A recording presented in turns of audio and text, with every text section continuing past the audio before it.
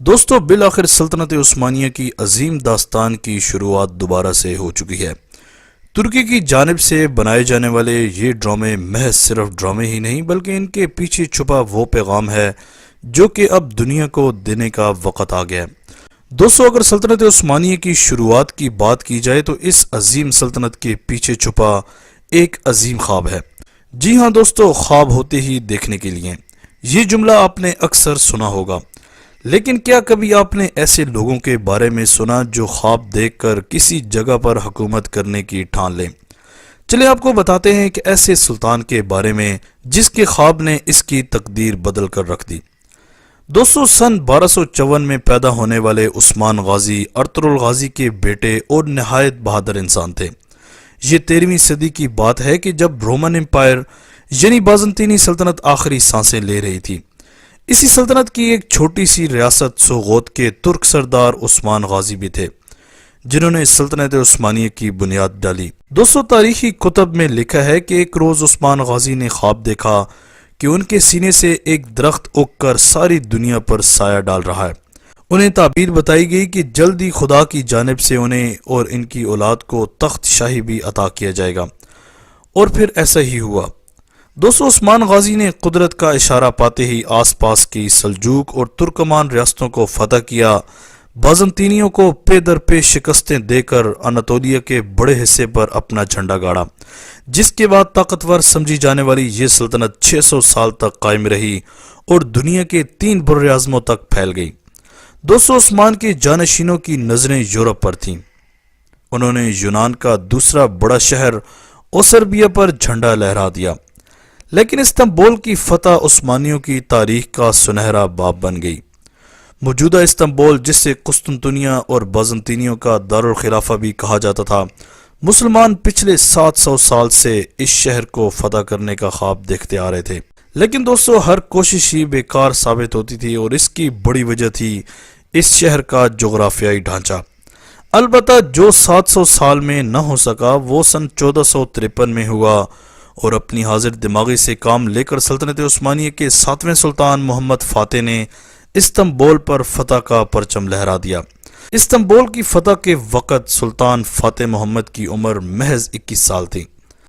دوستو حدیث پاک میں دی گئی بشارت کی وجہ سے اس پر یہ شہر فتح کرنے کا جنون سوار تھا، اور اس فتح کے بعد سلطان محمد فاتح قیصر روم کے لقب سے مشہور ہوا۔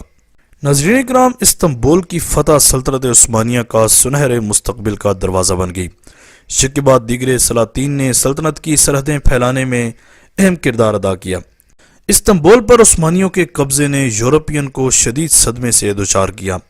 16ویں اور 17ویں صدی میں یورپ نے سائنس اور ٹیکنالوجی کی دنیا میں قدم جما کر سب کو پیچھے چھوڑ دیا، اور اس طرح یورپ دنیا کے نقشے پر پھیلتا چلا گیا اور سلطنت عثمانیہ سکڑتی چلی گئی۔ عثمانیوں کے اقتدار میں رہنے والے علاقوں پر یورپینز قبضہ کرتے چلے گئے، یہاں تک کہ پہلی جنگ عظیم کے دوران انگریزوں نے ان سے اناطولیہ کے علاوہ تمام علاقے چھین لیے۔ دوستو سلطنت عثمانیہ سے ہندوستان کے مسلمانوں کو خاصا لگاؤ تھا، لہٰذا انہیں اس کے زوال سے تکلیف پہنچی، اور یوں سن 1919 میں ہندوستان میں تحریک خلافت کا آغاز ہوا۔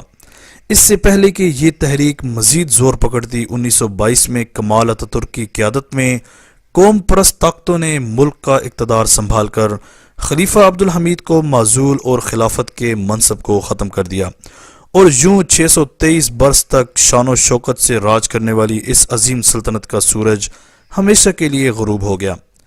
دوستو جدی ترکی کے معمار کمال اتاترک نے مغربی طاقتوں سے مل کر 1923 میں معاہدہ لوزان پر دستخط کیے۔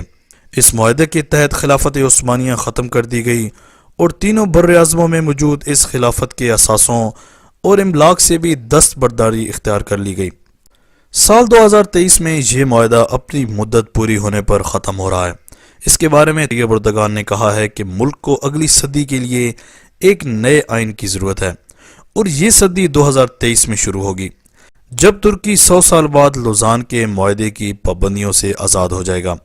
اور سب سے اہم بات یہ ہے کہ اگر دوبارہ سلطنت عثمانیہ بحال ہو گئی تو حجاز مقدس سمیت بہت سارے ممالک دوبارہ ترکی کے قبضے میں آ جائیں گے۔ سعودی عرب میں موجود مسلمانوں کے سب سے اہم اور مقدس ترین حرمین شریفین پر سعودی حکومت کا کنٹرول ختم ہو جائے گا اور ترکی کا کنٹرول شروع ہو جائے گا۔